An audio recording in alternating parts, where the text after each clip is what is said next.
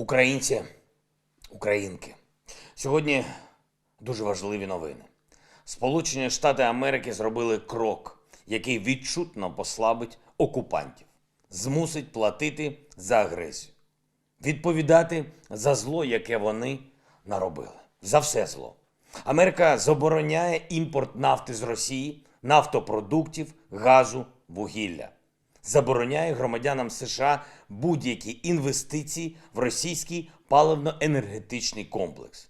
Я вдячний особисто президенту Сполучених Штатів Америки Байдену за це рішення, за це лідерство, за цей максимально потужний сигнал всьому світу. Він дуже простий. Кожен цент, сплачений Росії, вона перетворює на кулі та снаряди, які летять в інші суверенні держави. Або Росія матиме повагу до міжнародного права і не буде вести війни, або вона не матиме грошей, щоб війни розпочинати. Знайдуть іншу бензоколонку. Але це не тільки про гроші. Заборона на імпорт нафти до США послабить державу-терориста економічно, політично та ідеологічно, бо це про свободу, це про майбутнє, про те, куди буде рухатись весь світ. Заборону на імпорт нафти та нафтопродуктів з Росії вводить і Велика Британія. Я вдячний прем'єр-міністру Борису Джонсону за принциповість, на яку очікуєш від глави уряду Британії у важкі часи. Виступаючи сьогодні у британському парламенті, я згадав інші важкі часи, але такі подібні.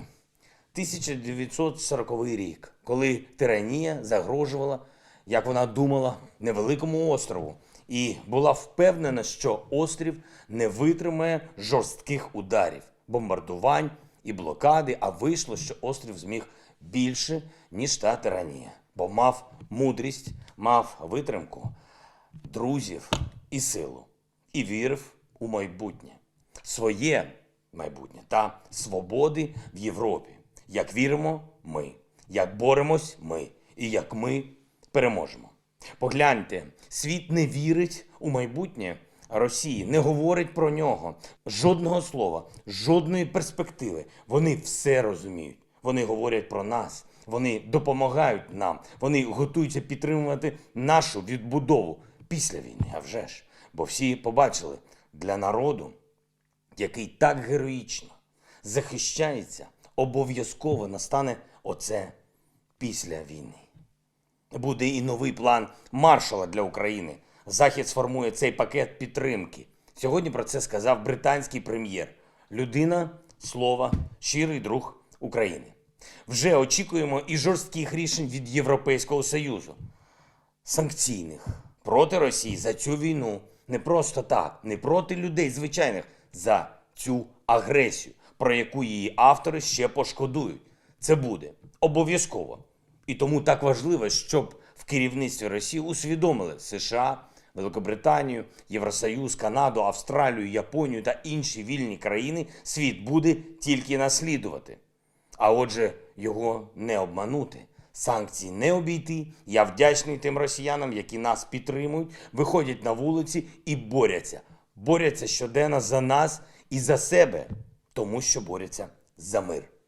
Війну треба закінчувати. Треба сідати за стіл переговорів, але чесних і предметних, в інтересах людей, а не застарілих вбивчих амбіцій.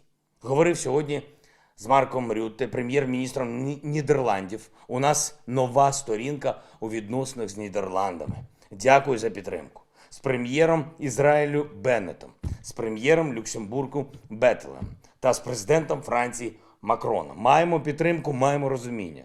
Мабуть, ви бачили сьогодні у новинах історію про те, що ООН нібито не вважає російське вторгнення війною. Я знаю, це обурило трішки багатьох, і не тільки в Україні.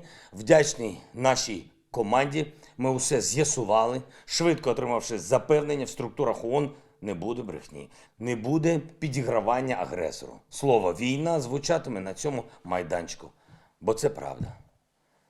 Ми не дозволимо нікому в світі ігнорувати страждання і вбивства наших людей, наших дітей. Сьогодні, коли я йшов виступати перед британським парламентом, найстрашнішим числом було для мене 50. 50 вбитих українських дітей за 13 днів війни. А вже за годину стало 52 дитинки. Ніколи не пробачимо це. І знаю, що ви ніколи це не пробачите окупантам. Як Харків, Маріуполь та всі інші міста. Ввечері вони нанесли ракетний удар по Корбутівці у Житомирській області. Зруйнували гуртожиток. Чим міг загрожувати Росії звичайний гуртожиток?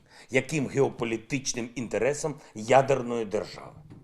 Вічна пам'ять усім людям, яких вбили ці нелюди. Сьогодні нам вдалося організувати гуманітарний коридор з міста Суми до Полтави. Сотні людей врятовано, гуманітарний вантаж доставили, але це лише відсоток від того, що треба зробити і чого очікують наші люди, заблоковані українці. Ми готові, наші вантажі готові, наш транспорт готовий, але нелюди, вони не готові, вони обстрілюють маршрути евакуації. Вони блокують доставку необхідних продуктів та ліків для людей. Що вони хочуть? Щоб українці взяли з рук окупантів все це. Це просто тортури, свідомі, системні, організовані їхньою державою. Чужою для нас і безжальною для всіх, навіть для її громадян.